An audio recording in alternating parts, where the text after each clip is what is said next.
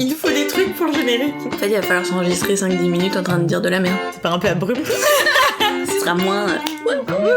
Vas-y, finis ton me pourrir nerveux. J'ai tellement Ce sera ton intro. Bienvenue. Vous écoutez Entre nos lèvres, un podcast qui raconte les vraies histoires autour de la sexualité, mais pas que. Nous sommes Céline et Margot, et aujourd'hui vous allez écouter le portrait de Céline.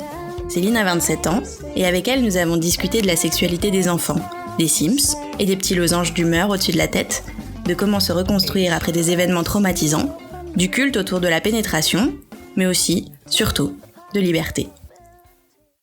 Avant de commencer l'épisode, nous tenions juste à vous avertir que celui-ci racontera des expériences violentes, et pourrait être difficile à entendre, pour une jeune auditrice ou un jeune auditeur, ou pour une personne victime, comme Céline, d'agression sexuelle. Si tel est votre cas, peut-être vaudrait-il mieux patienter jusqu'au prochain épisode, ou l'écouter à un autre moment, quand vous serez préparé. Pour les autres, on vous souhaite une bonne écoute. On y rit aussi dans cet épisode. C'est parti.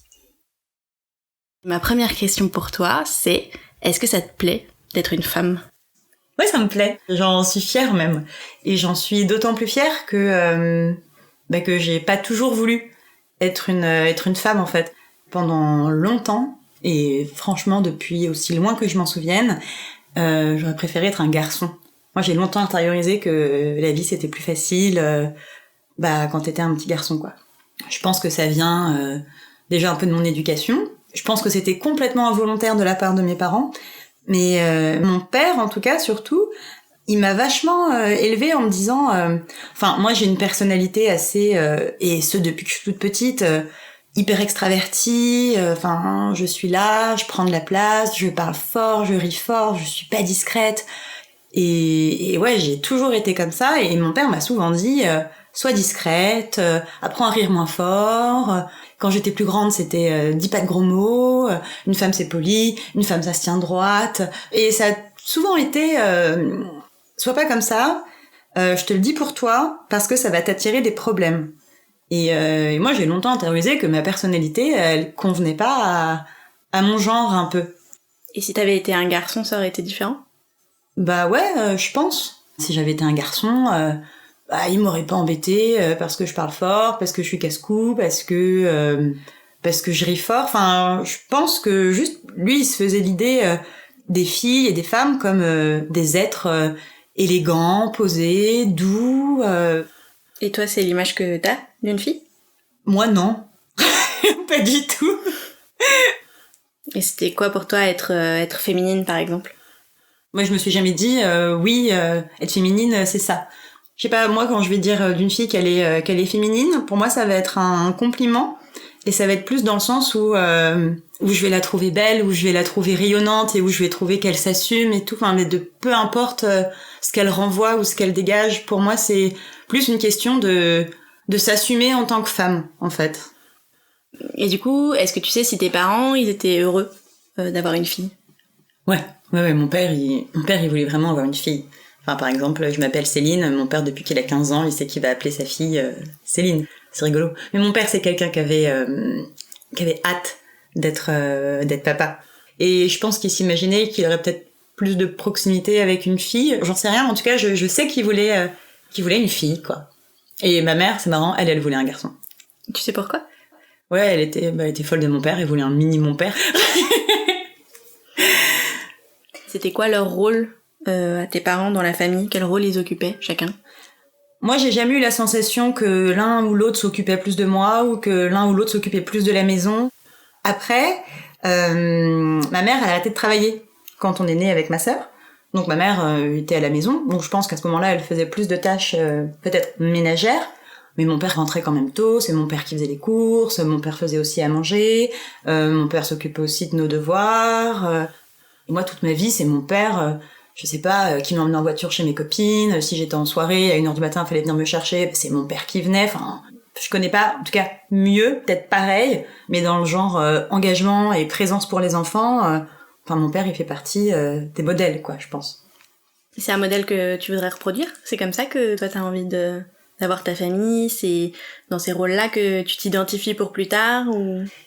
Eh ben, idéalement, oui, sauf qu'après... moi j'ai un peu plus d'ambition professionnelle. C'est-à-dire que pendant longtemps, je m'étais dit ouais mais moi aussi quand j'aurai des gamins, j'arrêterai de travailler, je serai comme ma mère, je serai là tout le temps. Je veux un mari qui rentre hyper tôt aussi parce que je veux pouvoir refaire tout ça, je veux pouvoir offrir à mes enfants toute la présence et tout l'amour que moi j'ai reçu. Et j'avais l'impression que ça pouvait se faire que comme ça. Sauf que je suis quand même différente. Et moi j'adore mon métier, j'adore ce que je fais. Je me vois pas arrêter de le faire. Et puis je pense aussi surtout qu'être mère au foyer, pour moi c'est une vocation, c'est un métier. C'est-à-dire que ma mère, elle a eu une enfance un peu difficile, et elle, c'était son rêve d'avoir des enfants et de s'en occuper tout le temps. Et pour ma mère, jamais elle l'a vécu comme une contrainte d'être à la maison avec nous. Le travail lui a jamais manqué. Ma mère, c'est pas quelqu'un de très sociable, donc elle avait assez peu d'amis, en fait. Donc, être avec nous, ça lui suffisait. Moi, je pense que je pourrais pas. Je pense que ça a été un peu compliqué de l'admettre, de le dire à mes parents aussi. Parce que le jour où je leur ai dit non mais moi en fait j'arrêterai pas de travailler et peut-être que ouais un jour je ferai appel à une nounou, ça leur a fait drôle. Après j'ai essayé de leur expliquer aussi que je pouvais essayer quand même de faire les deux. Il y a quand même plein de femmes qui y arrivent et que ouais non moi je pense j'essaierai de reproduire une grande partie de ce que j'ai reçu, mais j'essaierai de lier à ça ma vie professionnelle et tout. Et maintenant on va parler de ton éveil sexuel. C'est quoi pour toi ton premier souvenir d'ordre sexuel ? Alors c'est rigolo parce que en fait je n'en ai pas, parce que aussi loin que je m'en rappelle, j'ai une sexualité. C'est-à-dire que j'ai commencé à me masturber, je ne m'en rappelle même pas, tellement j'étais petite, c'était avant la maternelle en fait. Et moi j'ai grandi donc avec mes parents, hyper ouverts et tout, et moi, ils m'ont jamais empêché de faire ça. Ils m'ont jamais dit que c'était pas bien ou qu'il fallait que j'arrête. Au contraire, ils m'ont toujours dit écoute, tant mieux, tu te fais du bien, c'est cool. Et le premier petit pitch que j'ai eu, c'était avant la maternelle. Et c'était du coup, mon cœur, écoute, ce que tu fais, ça te fait plaisir et c'est top. Mais par contre, c'est quelque chose qu'il faut faire dans l'intimité. Donc tu le fais dans ta chambre et surtout, faut pas le faire à l'école. Ça t'a jamais empêché de le faire ? T'as jamais intégré que du coup ça pouvait être quelque chose qu'il fallait pas faire ? Non. Ils te l'ont suffisamment bien dit pour que tu comprennes tout de suite ? J'ai pas de souvenir précis de ce jour-là, parce que j'étais hyper petite, mais c'est mes parents qui me l'ont raconté, et parce que ça m'a jamais bloqué, et parce que j'ai toujours continué de le faire, et que j'ai toujours trouvé ça hyper cool, je suppose qu'ils me l'ont bien expliqué. Donc du coup, ça t'avait 3 ans à peine, et t'as commencé à te masturber, et à quel moment tu te souviens avoir compris que c'était ça, ou que ça faisait partie de la sexualité ? Que c'était pas juste quelque chose que tu pouvais faire comme prendre ta douche, manger. Quand est-ce que tu l'as intellectualisé en fait ? Moi déjà, donc aujourd'hui je sais que c'était de la masturbation, mais petite donc évidemment pas du tout. Alors, c'est ce que tu disais aussi dans ton portrait. Un sexe pour un enfant, c'est comme un coude, quoi. Enfin, si ça me faisait plaisir de me frotter le coude, tu l'aurais fait toute la journée. Je me serais frotté le coude toute la journée. Mais ouais, non. Et me rappeler quand est-ce que j'ai intellectualisé que c'était une sexualité, je sais pas trop. Après, cela dit, je sais que le sexe, j'ai su ce que c'était assez vite, parce que je me rappelle qu'en CM1 ou en CE2, je sais plus, genre c'est moi qui l'expliquais à mes copines à l'école. Donc je pense que mes parents avaient dû me l'expliquer.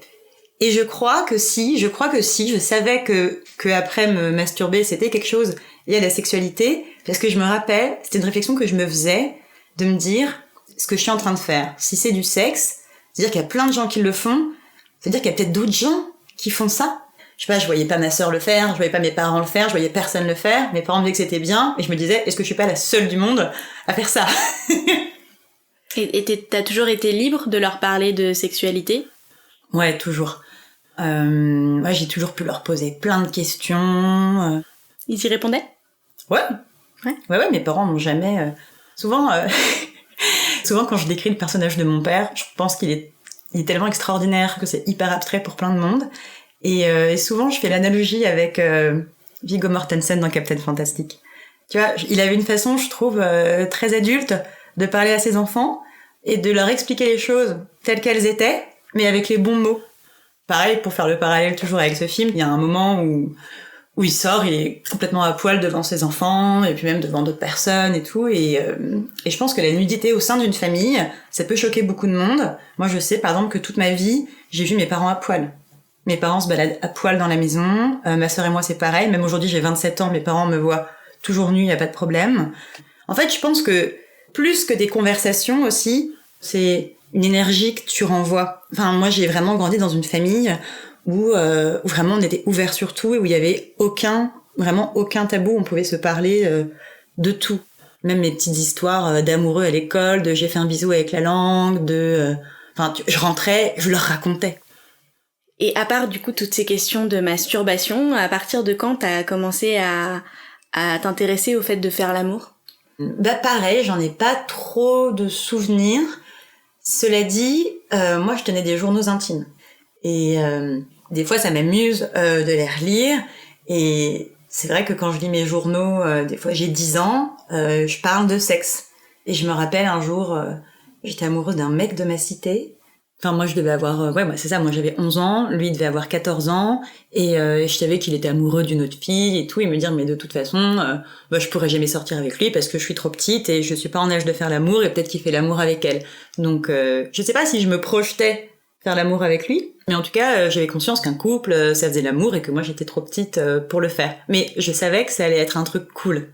Et j'avais hâte. J'avais vachement hâte d'avoir l'âge de faire l'amour. Et quand tu pensais à faire l'amour, est-ce que tu fantasmais quelque chose? Tu fantasmais un scénario? Tu t'imaginais avec quelqu'un en particulier ou pas du tout? Bah alors, quand j'ai commencé à y penser petite, en fait, je me faisais des scènes, mais je m'imaginais plus grande.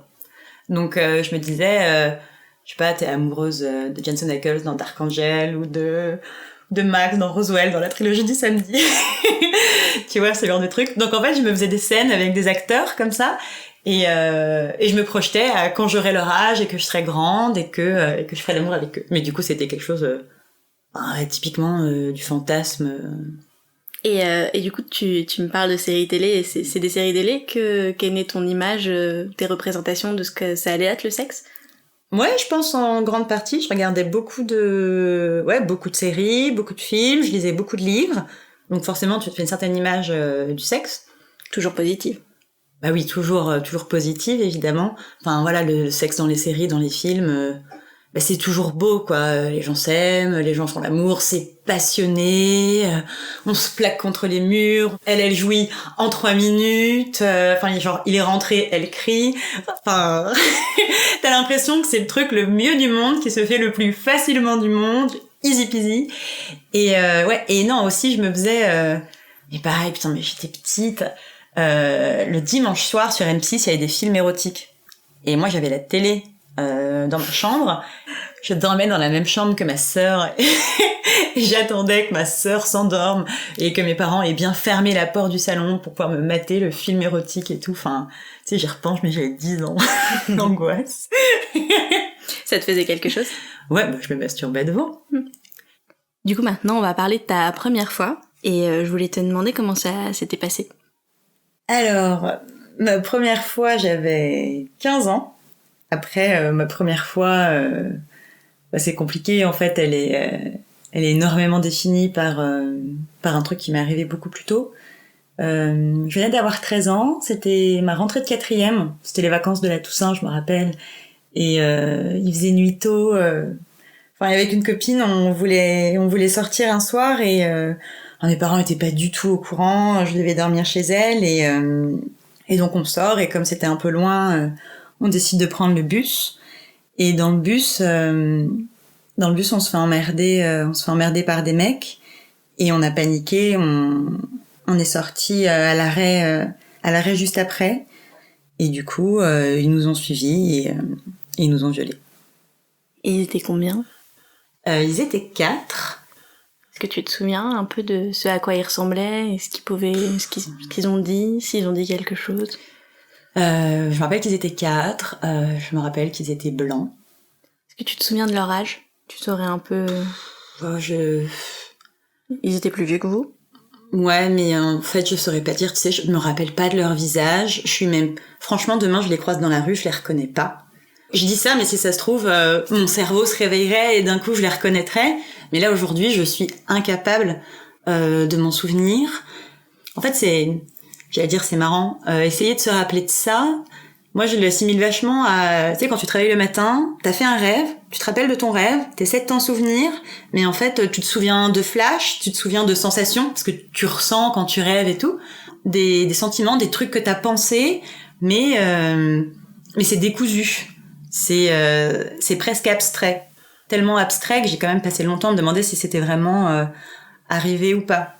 Mais voilà, enfin je me rappelle juste de la violence hurlée, tout ça. Et c'est le truc qui m'a fait longtemps me dire, est-ce que c'est vraiment arrivé ? Parce que je me disais, mais en fait c'est pas normal. T'es dans une rue quand même, t'es dans une ville, il y a des bâtiments autour de toi, il y a des cités, et en fait t'es là, tu hurles, et en fait il y a personne qui est arrivé. Et ça me semblait pas crédible en fait. Ça se passerait pas comme ça. Donc ouais, je me rappelle de ça. Dans la violence de ce qu'ils vous ont infligé, est-ce qu'ils vous frappaient aussi ? Ouais, non, c'était ultra violent. Hein. Ouais, ils étaient armés, enfin ils avaient des couteaux, enfin c'était... C'est pour ça qu'on a arrêté de hurler au bout d'un moment. Et ce dont je me souviens, enfin je dis que je m'en souviens, mais c'est plus des flashs en fait que j'ai, c'est qu'il y en ait un à un moment qui demande s'il faut qu'on nous tue. Et en fait là c'est le moment où ça prend fin, parce que je pense que ça fait peur aux trois autres. Je pense que eux ça les dérangeait pas de faire ça, mais je pense que nous tuer non. Donc là en fait c'est le moment où en fait ils se mettent à paniquer, et je pense le truc prend fin et ils se cassent, et puis ils nous laissent là quoi. Et ce qui est drôle, c'est que autant, tu vois, je me souviens de toute ma vie avant, je me souviens exactement du bus, de comment je suis habillée, de la musique que j'écoute, des conversations que j'ai avec ma copine dans le bus, je me rappelle, enfin, mais tu vois, je me rappelle pas de comment on rentre. Tu vois, enfin, genre, on est là, on est dans la rue, il s'est passé ça, je me souviens pas comment on rentre chez nous. Je me dis, j'ai pas pu rentrer chez mes parents, parce que mes parents l'ont pas su, en fait, enfin, pas avant très longtemps. Donc je me dis, je suis pas rentrée chez moi. Est-ce que j'ai passé le week-end chez ma copine ? Est-ce que j'ai passé une semaine chez ma copine ? Je me dis, ils m'ont frappé. Est-ce que j'avais des cocards ? Et en fait, tout ça, je ne m'en souviens pas. Genre, je suis incapable de m'en souvenir. Et t'as pas de souvenir de ton corps après ça ? Tu te souviens pas d'un corps effectivement meurtri, ou tu te souviens pas ? Mais non. Et je pense que ça fait partie des trucs qui m'ont fait me dire, je l'ai rêvé. C'est pas arrivé, en fait. Enfin, je pense que je devais en cauchemarder. Je pense que c'est quelque chose qui devait être en moi. Genre, c'est arrivé, c'est pas arrivé, est-ce que je me le suis inventé ? Mais en même temps, je savais que non, parce que on n'est plus restés amis après cet événement. Enfin, c'était pas possible. À chaque fois qu'on était ensemble ou qu'on se regardait, ça nous ramenait perpétuellement à ça. Après, aujourd'hui, je l'intellectualise de cette façon. À l'époque, je savais juste qu'on n'était plus amis et qu'on se parlait plus. Et c'est marrant, c'est une période hyper confuse, parce que en même temps, je savais pourquoi on s'était éloignés, ce qui faisait me dire que c'était arrivé, mais en même temps, je ne me l'admettais toujours pas, donc j'ai du mal à expliquer cette période-là. Mais en tout cas, ça a duré 2 ans, et c'est à ma rentrée de seconde que je me reprends ça dans la tronche, parce qu'à ce moment-là, elle revient et elle commence à me harceler et... Est-ce que c'est le retour de cette fille qui t'a fait t'en souvenir ?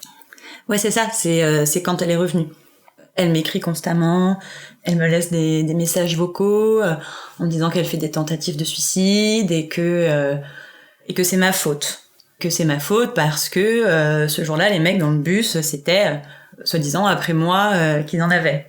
Parce que, selon elle...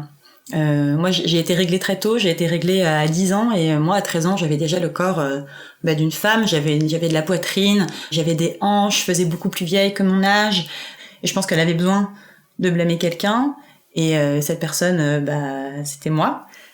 En même temps je me suis pris un boomerang dans la tronche, mais en même temps je me suis dit je suis pas folle, je me suis pas inventé des trucs, j'hallucine pas, mais en même temps à partir de ce moment-là je me blâme.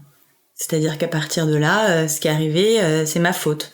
Et tu vois, ça m'a vachement renvoyé aussi à des trucs qu'avait pu me dire mon père quand j'étais petite, par rapport à ma personnalité et tout. Je me disais, ouais, c'est ma faute, parce qu'en fait, dans le bus, comme d'hab, je suis pas discrète. je ris fort, je prends de la place, j'ai de la poitrine, j'ai des fesses, et du coup, ouais, c'est ça. Pour moi, c'était ma faute. C'était la faute de mon corps et c'était la faute de ma personnalité. Et sur le coup, je me dis, ouais, mon père, il a raison, ça m'a apporté des problèmes. Et tu me dis que tu t'en as pas parlé à tes parents ni à personne, du coup? Non, j'en ai parlé à personne. La première personne à laquelle j'en parle, c'est ma CPE. Parce que moi, quand je me reprends, j'appelle ça mon boomerang, quand je me reprends ça dans la tronche, je te dis vraiment, je vrille, quoi. Et être toute seule, moi, face à mes pensées, c'est plus supportable. Aller en cours, donc à ce moment-là, je rentre au lycée. Les cours, c'est pas supportable pour moi. C'est-à-dire que, tu sais, tant que je peux me divertir, tant que je peux regarder des séries, des films, je sais pas, lire, je lis énormément. Dans ces moments-là, ça va parce que je ne pense pas. Du coup, je sèche les cours. Je peux pas dire à mes parents que je sèche les cours et je peux pas rester à la maison non plus. Donc en fait, je passe mes journées au CDI. Au bout d'un moment, la meuf du CDI, elle m'emmène voir la CPE. Et la CPE, évidemment, elle veut me renvoyer en cours. Sauf que moi, je veux pas y aller et ça me panique même. Et je pense que je fais une crise. Je pleure, je crie, je crois même que je me débat. Et je me rappelle assez peu, mais en tout cas, ça l'alerte assez pour qu'elle me garde avec elle et pour qu'elle discute avec moi. Et donc, c'est à elle que j'en parle pour la première fois.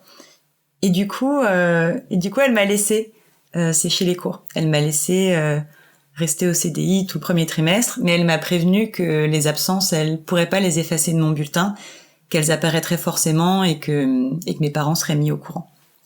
Donc le premier trimestre arrive et du coup ce qui devait arriver arriva et mes parents ont découvert que j'avais séché les cours. Ils ont pas compris parce que moi jusque-là j'ai toujours été une élève sérieuse et assidue avec d'excellentes notes. Donc ce revirement de situation, ça les dépasse. Donc ils s'interrogent et je suis obligée de leur donner une raison. Après je me vois pas à ce moment-là leur dire que j'ai été violée. Déjà parce que je sais pas, j'ai pas envie de briser un peu cet amour et ce bonheur qu'il y a dans la maison. J'ai pas envie qu'ils me voient comme ça. Et donc du coup, je leur raconte tout ce qui s'est passé. Je leur mens pas totalement, mais je leur dis que ça n'est arrivé qu'à mon amie, qu'il n'y a qu'elle qui a été violée. Moi, je leur dis que les mecs m'ont tabassée, que je suis tombée dans les pommes et que ça les intéressait pas de me violer si j'étais pas consciente. Mais au final, ça m'a fait, même si c'était une fausse version, ça m'a fait vachement de bien. Et au moins, surtout, à ce moment-là, ils ont pu m'aider à stopper le harcèlement de la part de mon ancien ami, quoi. C'est-à-dire, ils m'ont fait changer de numéro de téléphone. Je sais pas, mais je présume qu'ils ont dû intercepter le courrier sans jamais le lire. Mais non, ce qui m'a sauvée, c'est qu'à ce moment-là, j'ai rencontré mon premier copain. Et lui, je sais que je serais pas devenue la personne que je suis aujourd'hui si je l'avais pas rencontré à cet instant T. Je sais pas ce que je serais devenue, peut-être que je m'en serais sortie autrement, mais lui, il m'a aidé à me reconstruire, il m'a aidé à reprendre confiance en moi, mais sans s'en rendre compte parce qu'en fait, je lui en ai jamais parlé. Et c'était lui ta vraie première fois? Ouais, c'est lui ma vraie première fois. Du coup, on l'a fait hyper vite. En fait, moi, j'ai eu besoin de faire l'amour hyper vite. Enfin, j'avais hâte, quoi. En fait, j'avais hâte de me réapproprier mon corps, de me réapproprier mon plaisir. Enfin, puis je pense aussi que la chance que j'ai eue, c'est d'avoir eu un super rapport au sexe avant qu'il m'arrive ça. Moi, je sais qu'à ce moment-là, je me dis, en fait, le sexe c'est bien, le sexe c'est beau. T'as grandi comme ça, t'as grandi en te disant ça. Faut pas que ça définisse et que ça conditionne ta vie sexuelle. Et ça, je m'en suis fait. Mais je pense que je me le suis tellement dit que c'est presque devenu, je vais pas dire maladif, tu vois, mais c'était genre, il faut que j'aime le sexe, il faut que j'aime ça, il faut que je sois bonne là-dedans. Quand je dis bonne là-dedans, c'est il faut que j'y prenne du plaisir, il faut que je sois heureuse de faire l'amour. Et ça n'a pas été le cas forcément tout de suite, mais je pense que ma première fois, je l'ai bien vécu parce que ça m'a fait vachement de bien en fait de donner mon corps, tu vois. Enfin, ma première fois, ma virginité, si tu veux, on me l'a volée. Et là, en fait, de me dire, là, mon corps, je le donne. J'en ai envie. Je l'offre. On va me toucher, on va me pénétrer, mais c'est parce que moi, je le veux, et c'est parce que moi, ça me fait plaisir, et c'est parce que ce garçon, je l'aime. Et je pense que de me dire ça, et de voir ce moment comme un truc beau qui rééquilibre un petit peu tout. Moi, ça m'a fait vachement de bien. Par contre, je me rappelle que juste après, il m'a dit mais t'es vraiment vierge? Je lui dis bah oui. Il me dit mais lui c'était sa première fois aussi, mais il me dit bah c'est bizarre parce que moi on m'avait toujours dit que la première fois il y allait avoir de la résistance ou que j'allais te faire mal ou j'allais sentir que je brise un truc, j'en sais rien. Il me disait mais c'est rentré comme dans du beurre quoi. Sur le coup, je me suis dit bon bah ils m'ont pas raté. Pardon, c'est horrible. Mais je sais plus ce que je lui ai sorti du style non mais tu sais il y a plein de filles à qui ça arrive, elles font de l'équitation machin voilà puis ça s'est passé quoi. Mais je me rappelle qu'il me fait cette réflexion. Puis après je passe 3 ans avec lui et moi ces 3 ans ils m'ont permis de me reconstruire parce que j'ai tout fait pour avoir une sexualité épanouie. Pour moi, c'était hyper important de me réapproprier la pénétration et de jouir par pénétration. Moi, je me suis renseignée là-dessus assez vite et j'ai vite lu que les femmes, c'était pas forcément par pénétration qu'elles avaient des orgasmes. Et moi, c'était hors de question que je fasse partie de ces femmes-là. Il fallait, moi, que je puisse jouir de toutes les façons possibles. J'avais besoin que toutes les formes de violence qui m'avaient été infligées, j'avais besoin de les transformer en quelque chose de chouette. Je me rappelle, à 17 ans, je me pointe dans un sex shop pleine d'aplomb, tu vois, genre, voilà, écoutez, moi j'ai envie d'apprendre à jouir par pénétration, qu'est-ce que vous me conseillez? Et il y a des petits exercices qui s'appellent les exercices de Kegel, je crois, je sais plus comment ça s'appelle. En fait, c'est pour muscler ta paroi, le muscle qu'il y a autour de ton vagin. Et moi, c'était une application. C'en était presque, quand je disais que tout à l'heure ça pouvait être maladif, c'est qu'en fait c'était surtout très égoïste. Parce que ce qui comptait, c'était mon plaisir à moi. Et je pense que le plaisir de l'autre avant, pour moi c'était secondaire. Il y a ce moment où le mec il se retient tellement longtemps parce qu'il veut te faire jouir qu'au moment limite le train est passé pour lui et c'est bon, il jouira plus, ça devient mécanique et tout. Moi franchement je le faisais aller jusque là. C'est-à-dire que fallait que moi je jouisse. C'est pareil, le sexe oral, moi j'ai mis très longtemps à le pratiquer. Je crois que pendant 1 an, moi je me suis pas approchée de ça. Lui si, moi des cunnilingus j'en ai eu, je suis plein de choses, enfin mon plaisir à moi, il s'en occupait, il était important, et en fait il me demandait pas grand chose en retour. Je sais pas, au bout d'1 an il me l'a demandé quoi. Et c'était même pas qu'il me l'a demandé, c'était top comme approche, c'était bah moi ça me fait plaisir de te faire plaisir, moi j'adore faire l'amour avec toi, je t'aime. Et il me disait toi tu veux pas me faire plaisir? Et si j'avais envie de lui faire plaisir, mais cette chose-là, son pénis, elle me faisait peur. Et pourquoi ça te faisait peur? Je sais pas, enfin si je sais, en fait c'est un truc qui nous ont fait, nous mettre ça dans la bouche. Et moi, je me rappelle avoir le sentiment d'étouffer et ça m'effrayait. Mais après, j'ai pris sur moi parce que je l'aimais et parce que j'avais envie de lui faire plaisir. Et surtout, je me suis rendu compte que ce qu'on m'avait infligé, c'était pas une fellation. En fait, c'était juste une violation de mon corps, encore une fois. Parce qu'en fait, moi, ce que j'aime bien dans la fellation, c'est que c'est moi qui suis en position de pouvoir un peu. Et du coup, c'est pour ça que c'est quelque chose que j'ai vite appris à aimer. Par contre, ce qui me reste un peu de ça, je pense, c'est que je supporte pas qu'on me mette... que le mec, en fait, donne le rythme, tu vois. Qu'il mette ses mains sur ma tête, qu'il la bouge et je supporte pas, quoi. Qu'on me caresse les cheveux, qu'on me touche et tout, ok, mais genre, tu me laisses gérer. Et la première fois que t'as fait l'amour, est-ce que t'en as parlé à tes parents? Non, ma première fois, j'en ai parlé à personne. Déjà parce que je pense que je me disais que 15 ans c'était jeune. Et c'est ça qui te faisait pas le dire à tes parents? Parce que comme tu me disais que vous aviez une relation où il était très facile de discuter entre vous, on pourrait s'attendre à ce que tu leur dises facilement. Je pense que c'est pas seulement une question d'âge. J'étais avec mon copain que depuis 3 semaines à 1 mois. Je trouve que faire l'amour au bout de 3 semaines à 15 ans c'est tôt. Et je pense que c'est ça qu'ils auraient pas compris et j'aurais pas pu leur expliquer. Donc c'est pour ça que j'en ai pas parlé. Mais tout comme j'en ai pas parlé à ma sœur, tout comme j'en ai vraiment parlé, j'ai fait l'amour et dans mon coin quoi. Ça m'a fait du bien à moi, mais j'en ai parlé à personne. Moi j'avais pas d'amis donc. T'avais pas d'amis à ce moment-là? Non, moi, après ça, je suis devenue quelqu'un d'assez solitaire. Tu sais, je sais pas si t'as déjà joué aux Sims, mais les Sims, tu sais, ils ont un petit truc au-dessus de leur tête qui indique leur humeur, c'est vert, c'est rouge, c'est orange et tout. Et moi, j'avais l'impression que j'avais un truc rouge au-dessus de la tête, je me suis fait violer, tu vois. Et que, tu sais, il y a ce truc aussi, j'en ai pas parlé, pourtant ça me tenait à cœur, c'est que quand ça m'arrive, à 13 ans, il y a pas les réseaux sociaux, il y a rien, on n'en parle pas, on te le montrait pas autant qu'aujourd'hui, on communiquait pas là-dessus, la parole elle était pas ouverte. Et moi j'avais le sentiment, tu vois, que ça m'était arrivé qu'à moi, que j'étais toute seule. Et je pense que c'est parce que je me sentais si seule que je me sentais pas d'avoir des amis.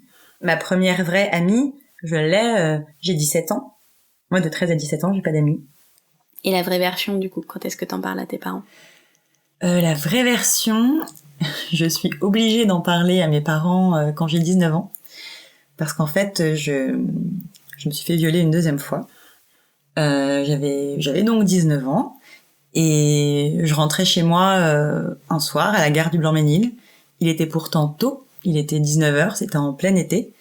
Et à la gare, il y a deux mecs qui m'interpellent en voiture, qui me demandent, je sais plus, ils me demandent l'heure ou le chemin, j'en sais trop rien. Et je m'approche et en fait, ils m'attrapent et ils m'embarquent dans la voiture. Et à ce moment-là, je sais pas comment te l'expliquer, je me déconnecte complètement de mon corps. Je sais ce qui va m'arriver, peut-être pour l'avoir déjà vécu, j'en sais rien, mais je me dis ça va arriver. Et là j'ai cette réflexion, je sais que c'est horrible de dire ça, mais je me dis, en fait quand tu te débats, c'est plus dur. C'est pire. Ouais, c'est pire, on te frappe, c'est violent, t'as mal. Et donc du coup je me dis en fait tu sais quoi, tu fermes les yeux, t'écartes les jambes et ça se finira plus vite. Et ça se finit, ils ouvrent la porte de la voiture, ils me balancent dehors et puis voilà. Je me rappelle, j'atterris près du stade, je connais bien la ville. Tu t'en rappelles de cette fois-là? Ouais, cette fois-là je m'en rappelle bien. Je pense parce que encore une fois je sais que c'est horrible à dire, mais cette fois-là elle m'a pas tant traumatisée que ça. Je pense que le premier a été tellement violent que celui-ci, pour moi, il était pas si dur à vivre. Je rentre chez moi à pied et du coup, j'arrive à la bourre et en fait, moi, quand je rentre d'habitude à la maison, je vais embrasser mes parents, je vais embrasser ma sœur. Et là, je rentre et je dis bonjour à personne. Je file prendre ma douche et je me rappelle, je cherche l'alcool à 90, je le trouve pas et je le demande à ma sœur. Et après, je file dans ma chambre et là, ma sœur me rejoint. Et je pense que ça avait éveillé ses soupçons.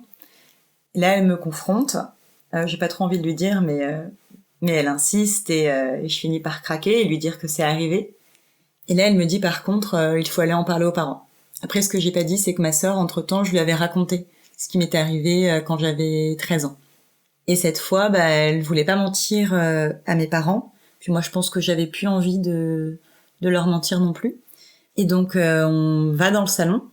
Et en fait, moi, j'avais pas la force de le dire à mes parents. C'est ma sœur qui l'a fait pour moi. S'en est suivi une longue conversation avec eux. Donc, on discute quand même énormément. Et mon père insiste pour qu'on aille voir la police. Donc, je me rappelle, on se pointe au commissariat. Et déjà, c'est mal foutu, quoi. Enfin, t'arrives, pourquoi vous êtes là? Je veux porter plainte. Pourquoi? Je me suis fait violer. Ok. T'attends une demi-heure, et deux mecs qui viennent te chercher. Et là, pour moi, s'ensuit un interrogatoire. C'est-à-dire que là, pour moi, je suis face à deux types qui sont là pour soutirer des informations, mais qui sont pas là pour moi. J'ai pas la sensation d'avoir été reçue comme quelqu'un dont on devait s'occuper, comme une victime, en fait. On m'a pas forcément bien parlé, on m'a pas bien traité. Je trouve pas qu'on ait fait preuve de tact ou de gentillesse ou d'empathie. Et surtout, on m'a prise à défaut. C'est-à-dire que moi, quand je leur raconte ce qui s'est passé la veille, je pense que je le raconte avec beaucoup de calme et de lucidité. Je suis pas en état de choc, comme on peut s'imaginer qu'une victime de viol peut l'être le lendemain. Et du coup, ils me croient pas. Et il y a un truc aussi qu'ils m'ont demandé, qui m'a rendue assez folle. Ils m'ont demandé comment j'étais habillée. Et effectivement, je portais une jupe. J'avais une petite jupe taille haute, patineuse, qui m'arrivait au-dessus du genou. Et tu le sens quand même dans le regard, le ton accusateur, genre, ouais, bah, en même temps, t'étais en jupe, quoi. Et pourtant, à l'époque, j'étais pas sensibilisée au féminisme et à toutes ces choses-là. Mais ça m'a quand même vachement choquée. Je me suis rendu compte qu'elle était pas normale, cette réflexion. Enfin bref, ça s'est très mal passé. Puis je pense que cet interrogatoire, comme je l'appelle, il a bien dû durer 4 heures. Enfin quand même, c'est énorme. Et ils lâchent pas l'affaire. Enfin, eux, ça leur paraît inconcevable que je réagisse de cette façon après ce qui est censé m'être arrivé. Parce que pour eux, c'est pas vrai. Hein. Et donc ils cherchent vraiment la petite bête et ils me poussent à bout. Ils vont jusqu'à accuser mon père d'attouchement pour me faire parler. Et à un moment, je finis par craquer, quoi. Je m'effondre littéralement en pleurs et je finis par leur lâcher que oui, si je réagis de cette façon et si là je suis pas en état de choc comme ils l'attendraient, comme ils espéreraient de moi, déjà ça m'énerve. Qu'est-ce qu'on attend de toi en fait? Est-ce que tu peux pas juste réagir comme toi tu veux réagir? Et donc je finis par leur lâcher ce qui m'est arrivé quand j'avais 13 ans. Je finis par leur parler de mon premier viol et je leur explique que c'est pour ça que celui-ci il m'atteint moins, il me traumatise moins parce qu'il est beaucoup moins violent. Et eux, à partir de ce moment-là, ils ne se focalisent que sur le premier viol. Bon déjà, peut-être que l'autre, en fait, ils y croyaient pas. Et là, ils commencent à me dire que j'ai 10 ans pour déposer plainte pour ce viol, et que là, il faut impérativement que je relance toutes les démarches, que je porte plainte, et qu'il faut absolument trouver les coupables. Ce qu'en soit, j'entends, mais moi, j'essaie de leur expliquer qu'aujourd'hui, je vais bien, que j'ai pas envie de me replonger là-dedans, et puis que surtout, comme je l'ai déjà dit, je m'en rappelle pas très bien. Pour moi, c'est comme me rappeler d'un vieux rêve. Et ces mecs-là, si je les crois, je serais incapable de les identifier. Et là, ils me disent, mais attendez, mais on peut vous faire vous rappeler de tout, on peut vous mettre sous hypnose, vous allez... ce sera comme si c'était arrivé hier. J'étais là, ah non, pas trop. Et ils me lâchaient pas. Et je voulais partir et franchement, je sais pas si c'était du bluff ou pas, mais ils me disaient, non, maintenant, vous pouvez plus partir, en fait. Nous, depuis tout à l'heure, on auditionne tout ce que vous nous dites. Là, on est obligé de faire quelque chose avec tout ce que vous nous avez dit. Et en fait, j'ai été obligée de leur dire que j'avais menti et que le deuxième viol, en fait, pour lequel je venais à la base, qu'en fait, c'était pas vrai. En fait, j'avais besoin d'invalider mes propos et d'invalider cette plainte pour qu'on me laisse partir. Et en sortant de là, en fait, le flic, il va voir mes parents et il leur dit que j'ai été violée quand j'avais 13 ans. Il m'a même pas laissé à moi la chance de leur dire le jour où moi j'aurais été prête. Et pour ça, moi je lui en voudrais toute ma vie. Et donc on sort de là et mes parents ils comprennent pas. Donc on rentre dans la voiture. Et là, moi, je me dis qu'il va falloir que je leur raconte, mais j'étais pas prête à le faire maintenant. Cela dit, aujourd'hui, je me dis que c'était un mal pour un bien, parce que du coup, je leur ai tout raconté ce jour-là, tout ce qui m'était arrivé. J'ai pu leur raconter exactement tout ce que j'avais vécu, et au départ, ils ont pas compris pourquoi j'ai pas osé, ou pourquoi je leur en ai pas parlé. Ils pensaient avoir instauré un climat de confiance assez fort pour que je puisse leur parler de ces choses-là. J'ai essayé de leur expliquer que ça n'avait rien à voir avec notre famille, et c'est juste que moi j'étais pas prête à l'admettre. C'est beaucoup trop réel, c'est ancrer la chose dans une trop grande réalité en fait que de le dire à tes parents et en règle générale à trop de monde. Mais leur en parler, ça m'a fait énormément de bien, et surtout ça m'a permis de vachement exorciser le truc. J'ai été beaucoup plus ouverte par rapport à ça à partir de là. J'ai pu commencer, je trouve, mon travail. C'est-à-dire que jusque-là, et après encore pendant quelques temps, dès que j'entendais parler de viol ou dès que quelque chose m'y faisait penser, j'avais des réactions très épidermiques. Je pouvais pas entendre ce mot. Dès que les gens en parlaient, moi je me renfermais. Et à partir de là, j'ai commencé à changer là-dessus. J'ai commencé à me dire qu'il fallait que j'en parle. Et en fait, quand on dit que libérer la parole et que parler de ce qu'on ressent, ça aide, je pense qu'on se rend pas compte à quel point c'est vrai. Et je me suis rendu compte aussi surtout de l'importance que c'était d'en parler, mais pour les autres. Parce que aujourd'hui, je pense que les agressions sexuelles, pour beaucoup de monde, c'est encore une légende urbaine. On s'imagine toujours que ça n'arrive qu'aux gens qu'on connaît pas. Et en fait, aujourd'hui, je prends la parole par rapport à ça. J'hésite pas à le dire, même à des gens que je connais pas, et à prendre la parole en soirée, parce que je trouve que c'est important de l'incarner dans une forme de réalité, et que les gens en face de moi puissent se dire ouais, en fait, c'est pas un mythe, ça arrive, quoi. Et aussi, surtout, avant, si j'en parlais pas, c'est parce que j'avais peur de mettre les gens mal à l'aise. Et aujourd'hui, je m'en fiche. Et si t'avais peur d'en parler, est-ce que c'était aussi, en partie, parce que tu voulais pas que les gens te définissent par rapport à ça? Bah oui, évidemment. Moi, j'ai remarqué que les gens, quand je leur en parlais, ça changeait un petit peu l'image qu'ils avaient de moi.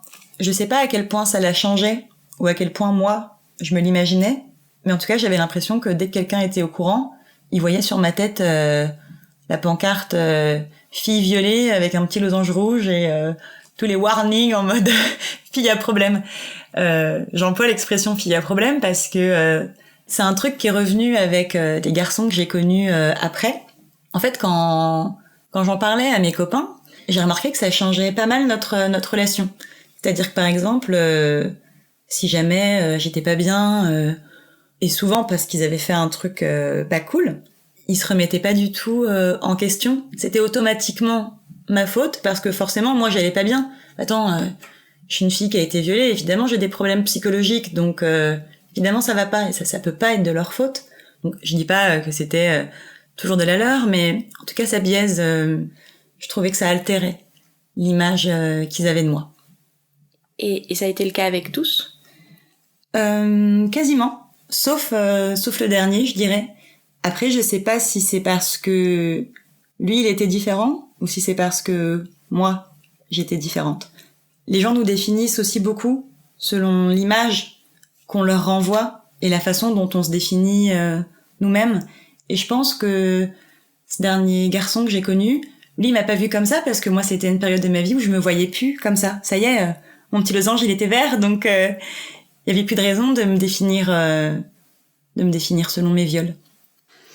Est-ce que t'as le sentiment qu'il y a eu un moment précis dans ta vie sexuelle où tu t'es sentie libérée de ce traumatisme? Ouais, je dirais que c'est quand j'ai réussi à me libérer de l'injonction à la pénétration. Parce qu'en fait, moi je centrais énormément mon plaisir autour de ça. Et puis aussi, la société aussi t'explique que c'est comme ça que tu dois jouir, parce que la sexualité, elle est... C'est comme ça que tu fais les bébés. Ça les arrange bien, du coup. C'est ça. Et du coup, la sexualité est quand même très phallocentrée, et du coup, pour moi, ça pouvait pas trop fonctionner autrement. Et le moment où je m'en suis libérée, justement, de ça, et où je me suis rendu compte aussi surtout que les préliminaires, c'était ce que je préférais, mais au-delà de tout ce que j'avais pu vivre, et c'est pas du tout parce que j'ai été violée qu'aujourd'hui je préfère les préliminaires, quoi, pas du tout. La pénétration, j'adore ça quand même, mais les préliminaires, c'est ce que j'aime le plus. D'ailleurs, ça m'énerve qu'on appelle ça des préliminaires, parce que du coup, ça veut forcément dire que c'est le truc qui prépare à la pénétration. Et ça, je comprends pas, parce que moi, il y a beaucoup de mes rapports sexuels qui ne sont centrés qu'autour des préliminaires, et il y a même pas de pénétration. Et ça me va parfaitement. Et ce qui m'énerve, c'est que pour plein de monde, et notamment pour des copines à moi qui m'ont fait la réflexion, c'est pas faire l'amour, les préliminaires. Et ça, je comprends pas. Parce que pour moi, on est là, on est deux, on est nus, on s'embrasse, on se caresse, on se fait jouir. Il n'y a pas de plus belle façon pour moi de faire l'amour. Enfin, pour moi, ça se définit comme ça, faire l'amour, en fait. C'est juste deux êtres qui s'aiment et qui se font plaisir. Et moi, surtout, ce que je préfère, c'est qu'on m'embrasse pendant un rapport sexuel, et pendant la pénétration, c'est pas systématique et c'est pas forcément pratique. Et ma relation la plus épanouissante, d'ailleurs, ça a été avec quelqu'un pour qui la pénétration n'était pas une fin en soi. Et du coup, c'était top parce qu'on était vraiment en phase. Et c'est aussi cette relation-là qui m'a permis en fait de confirmer un peu que j'avais dépassé en fait toutes les injonctions et toutes les pressions que je me mettais toute seule à propos du sexe. Avant, c'était quand je te disais que c'était le plaisir à tout prix, c'était vraiment presque maladif, comme je le disais tout à l'heure. Je pensais trop à mon plaisir, je pensais trop à jouir par pénétration, et en fait, depuis que je me laisse tellement plus aller, c'est tellement mieux. Et voilà, aujourd'hui, je me sens en phase avec ma sexualité. Et avec ton corps, est-ce que tu te sens en phase aussi? Est-ce que tu l'aimes? Ouais, ça y est. Ça y est, je l'aime bien. J'ai longtemps eu un rapport conflictuel avec lui. Pas parce que je l'aimais pas, parce que j'ai toujours été à l'aise avec mon corps. Je me suis toujours montrée nue facilement. En fait, j'étais mal à l'aise avec le désir que mon corps pouvait susciter. C'est-à-dire que moi, on m'a souvent dit que j'étais une fille sensuelle. Et ça, c'est quelque chose qui à l'époque me rendait folle. Donc moi, je faisais tout pour me cacher. Donc il fallait que je me cache derrière des vêtements, derrière des coupes de cheveux extravagantes. Donc je suis passée par des phases vestimentaires et capillaires assez particulières. En fait, je pense que j'avais envie, quitte à me faire remarquer, que ce soit parce que j'avais un look un peu extravagant, plutôt que par mon corps, en fait. Et au bout d'un moment, je me suis rendu compte que je dépensais toute mon énergie à me réapproprier mon corps sexuellement, mais que je me le réappropriais pas vraiment, que j'apprenais pas à l'aimer. Et ça, je crois que ça a été mon plus gros travail, d'apprendre à aimer mon corps et d'apprendre à m'aimer moi. Et je me souviens au début, quand j'ai commencé à me dire allez, je me réapproprie mon corps pour de vrai, et mon corps, je vais le montrer, et c'est pas grave si on le voit. Du coup, je mettais des robes ou des jupes, des talons, et j'avais l'impression d'être déguisée. Et au bout d'un moment, j'ai fini par y prendre goût, et c'est un peu le moment où j'ai eu le sentiment d'avoir gagné. Je me suis dit, on m'a pas détruite. Donc non, maintenant mon corps je l'aime, et ça c'est quelque chose qui me rend vraiment heureuse. Pour toi, des 5 sens, lequel est le plus lié à la sexualité?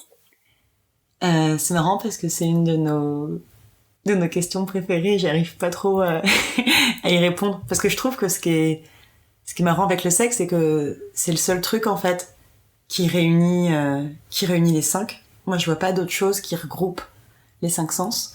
Après, si je devais vraiment choisir, je pense que j'hésiterais entre le toucher et le goût. Le goût, parce que je crois qu'un des trucs qui m'excite le plus, c'est le goût de la langue de quelqu'un, ou le goût de sa peau, ou le goût de son sexe. Et le toucher, parce que là, c'est par rapport à moi.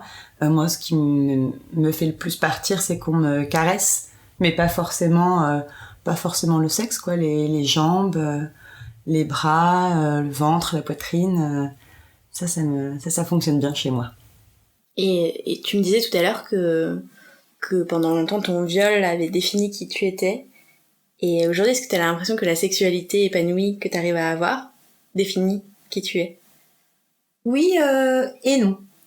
Je pense que ma sexualité, elle est de base définie par la personne que je suis, et qu'après, ma sexualité, elle réintervient à nouveau. Enfin, je trouve que c'est un cercle vertueux aujourd'hui. Moi, on m'a souvent dit que j'étais quelqu'un de très libre. C'est-à-dire que dans la vie, je n'impose pas de limites et pas de contraintes. Et en fait, dans la vie, moi, je fais ce que je veux. Genre, un boulot, il me saoule, je le quitte, j'en prends un autre. L'autre, il me saoule encore, allez, je me mets en freelance. Et je pense que je suis aussi très libre dans ma sexualité parce que je m'impose aucun tabou. Il y a des choses que j'aime, que je partage. J'en parle hyper ouvertement. Et je pense que ma sexualité, voilà, est très influencée par ma liberté, par mon ouverture d'esprit et par le rapport que j'ai aujourd'hui avec mon corps. Et je pense qu'elle me le renvoie bien. Et aujourd'hui, le fait d'avoir une sexualité aussi chouette, ça me fait encore plus me sentir bien. Et ouais, c'est ça, c'est un cercle vertueux. Tu me parlais de liberté justement et je me demandais si c'était quelque chose que tu as appliqué aussi à tes relations amoureuses. Par exemple, est-ce que tu as besoin d'être amoureuse pour avoir des relations sexuelles? Alors, oui, mais après c'est parce que je dissocie véritablement l'état d'être amoureuse et l'amour. En fait, pour moi, être amoureuse, c'est vraiment un truc éphémère qui dure pas très longtemps, de pas du tout rationnel. Enfin, tu vois, c'est cette phase un petit peu. Et pour moi, aimer quelqu'un, c'est différent. C'est quand t'as passé du temps avec cette personne. Et pour moi, pour aimer quelqu'un, il faut le connaître. Peut-être pas encore dans son entièreté, mais il faut aimer la personne qu'il est. Et des fois, tu peux tomber amoureuse de gens que tu connais pas trop, tout comme tu peux ne pas tomber amoureux de quelqu'un qu'en fait tu aimes. Mais voilà. Bon, moi, je dissocie vachement les deux. Et du coup, pour faire l'amour, j'ai besoin d'être dans un certain état. Ou en tout cas, j'ai besoin de l'avoir fantasmé avant. Je suis incapable de faire l'amour avec quelqu'un si j'ai pas eu le temps avant d'en faire naître l'envie. Qu'est-ce que t'attends de lui? Moi, j'attends qu'il écoute mon corps. Et puis, j'attends aussi qu'il aime me faire plaisir. Enfin, même si aujourd'hui, mon plaisir, je m'en détache, ça reste important pour moi. C'est-à-dire que moi, il y a un truc qui me rend assez dingue. Un rapport sexuel, il s'arrête quand le mec, il a éjaculé. Genre, mec, moi, si j'ai pas eu le temps d'avoir un orgasme, je m'en fous que tu viennes de jouir. Tu peux me faire un cuni, tu peux faire autre chose. Il y a plein d'autres trucs que tu peux faire, mais s'il te plaît, tu me finis. Il y a pas de raison. Il y a pas de raison, tu vois. Et en fait, c'est très très très très très très rare qu'un mec fasse ça. Et quand tu le réclames, ils osent pas dire non, mais ils sont là. Et moi, je suis là, mais en fait, c'est pas une corvée, quoi. Enfin, je veux dire, nous, des fois, on est en train de faire l'amour. Moi, j'ai eu un orgasme. Toi, t'as envie de finir dans ma bouche. Bah, ok. Et moi, je te le fais volontiers. Et du coup, quand toi, t'as eu ton orgasme, bah, si moi, après, j'ai envie d'autre chose, tu peux me le faire. Mais ça, c'est pas encore normal dans leur tête. Est-ce que ça a pu être un sujet de dispute ou de frustration, le sexe? De dispute, non, jamais. J'ai un souvenir d'une dispute par rapport à ça, mais c'était pas tant par rapport à la relation sexuelle en elle-même, c'était juste par rapport au sujet, quoi. Moi, c'est un truc qui m'avait rendue folle et qui m'avait fait beaucoup de mal. Je me rappelle, c'était avec un de mes ex. On rentrait, on habitait ensemble, on rentrait chez nous. Et lui, il était batteur dans un groupe de musique. Et puis, en même temps, il était ingénieur informatique. Et je sais plus, on avait une grande discussion philosophique autour de, si tu pouvais choisir que ça ou ça, qu'est-ce que tu choisirais? Par exemple, si tu pouvais ne plus jamais toucher un ordinateur ou ne plus jamais toucher une batterie, qu'est-ce que tu choisirais? Genre, la discussion, elle a duré 1h30. Et après, c'était à lui de me poser une question. C'était la première question qu'il allait me poser. Moi, je sais pas, discussion philosophique, on parle de plein de trucs hyper intéressants. Il me demande, et toi, si tu pouvais choisir entre ne plus jamais te faire prendre par devant ou ne plus jamais te faire prendre par derrière, tu choisis quoi? Je pense que c'était la question de ta vie. Et là, je me rappelle, on était en train de rentrer à la maison. En fait, c'est moi qui portais ses baguettes de sa putain de batterie. Et je me dis, mais qu'est-ce que je fais? Est-ce que je lui crève les yeux avec ou pas? Est-ce que, 1, je lui crève les yeux, 2, je lui enfonce dans le cul? Voilà. Question. Et en fait, j'ai même pas répondu tellement ça m'a fait du mal. Et il a pas compris. Il m'a dit, mais pourquoi? Enfin, c'est une question comme une autre et tout. Je lui ai fait, mais non, mais tu te rends pas compte. Tu pouvais me demander 1 million de choses, mais tu m'as ramené au sexe. Est-ce que quand tu penses à moi, c'est à ça que tu penses? Est-ce que c'est comme ça que tu me définis? Ok, le sexe, c'est cool avec moi, mais est-ce que c'est pour ça que tu m'aimes? Enfin, et moi, ça m'a fait vachement de mal. Je sais que c'est un mec bien, je sais qu'il était pas avec moi pour ça, mais enfin, franchement, qu'on me définisse par rapport à ça, c'est un truc qui me rend folle. Et ça, c'est un truc qui revient. Hein. Moi, quand un mec, dès que j'ai le sentiment que pour X raison, il me définit selon ça, moi, c'est un truc qui me fait beaucoup de mal. Est-ce que autour de toi, il y a des couples qui te servent de modèle aujourd'hui? Ouais, mes parents. Mes parents, ils sont ensemble, ils se sont rencontrés, ils avaient genre 18 ans. Aujourd'hui, ils ont plus de 50 ans. Ils sont toujours amoureux. C'est-à-dire qu'ils s'aiment, mais j'ai l'impression qu'ils sont aussi toujours un peu dans cet état. Mon père, quand il part en week-end avec ses potes pour faire ses parties de poker, il s'appelle pour se dire bonne nuit. Mon père, il l'appelle pour lui dire qu'elle lui manque. C'est beau, quoi. Je sais qu'ils s'aiment. Et parce qu'on a des conversations, parce que tu vois, je te disais au début qu'on discute de plein de choses. Moi, c'est ce que j'adore dans ma relation avec mes parents aujourd'hui, c'est qu'aujourd'hui, on discute, mais plus forcément de père à fille ou de mère à fille, mais de personne à personne. Et on peut avoir des grandes conversations sur plein de choses, et notamment sur le sexe. Et par exemple, mes parents, je sais qu'ils font toujours l'amour une fois tous les 2 jours, alors qu'ils sont ensemble depuis plus de 30 ans. Enfin, moi, c'est un truc que je trouve dingue. Et mon père, il va te dire, en fait, le secret, c'est juste la simplicité et la communication. Je pense que les 3/4 des couples, ils le savent, mais ils l'appliquent dans le monde des idées. Tu vois, parce que vraiment communiquer avec quelqu'un pour faire tenir un couple pendant plus de 30 ans, c'est du taf. Et je pense que les gens ne savent pas se parler, ne savent pas se dire ce qu'ils ressentent. Quand ça va pas, ils se le disent pas. Moi, un couple, je le vois vraiment comme... je vois ça comme une équipe, tu vois, qui avance ensemble.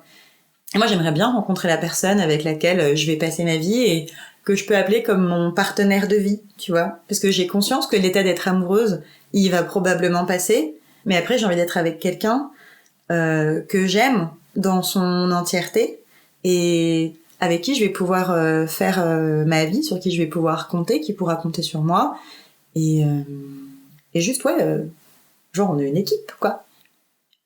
Et du coup, pour finir, ma dernière question, c'est pourquoi c'était important pour toi de nous raconter tout ça ? Alors, c'était important pour moi, déjà parce qu'il faut que la parole, elle continue de se propager. On n'a pas parlé que de ça, mais ça a quand même été un très gros sujet de l'épisode, mes viols. Et moi, pendant longtemps, comme je l'ai dit, je me suis dit que c'était de ma faute. Et c'est important de rappeler que c'est jamais de notre faute, et surtout que ça arrive, en fait. Moi, depuis que j'en parle ouvertement, et même à des gens que je connais pas, ça m'effraie à quel point trop de femmes me répondent moi aussi. Et même si toutes n'ont pas été victimes d'agressions sexuelles, mais il y en a quand même 1 sur 5, elles ont toutes une histoire à raconter. D'un mec qui un jour ceci ou un autre cela, vraiment, c'est universel, on a toutes vécu des expériences désagréables. Et pendant longtemps, c'est resté un tabou. Là, la parole, elle commence tout juste à se libérer, et moi, ça me galvanise. Je repense à l'époque où j'en parlais pas, de peur de mettre les gens mal à l'aise, et j'avais tellement tort, faut en parler. Et moi, s'il y avait eu les réseaux sociaux à mon époque, et s'il y avait eu cette parole, et toutes ces femmes qui avaient le courage de se montrer et de raconter leurs histoires, moi, je me serais pas sentie aussi seule. Et puis surtout, c'est important pour moi, parce que je me sens impliquée dans beaucoup de causes, notamment dans celle des femmes, et prendre la parole ici ou même dans ma vie au quotidien, parce que maintenant je le fais, c'est ma petite façon à moi de militer. C'est pas grand-chose, mais c'est déjà ça. Et ça me fait du bien d'avoir l'impression que je fais un truc. Et je sais pas si cet épisode ça peut faire réfléchir ou si un jour il y a une jeune fille ou une femme qui l'écoute et qui se dit c'est chouette. Non, elle se dira pas que c'est chouette, mais peut-être qu'elle se sentira moins seule. Moi je serais trop contente. J'aurais fait mon taf.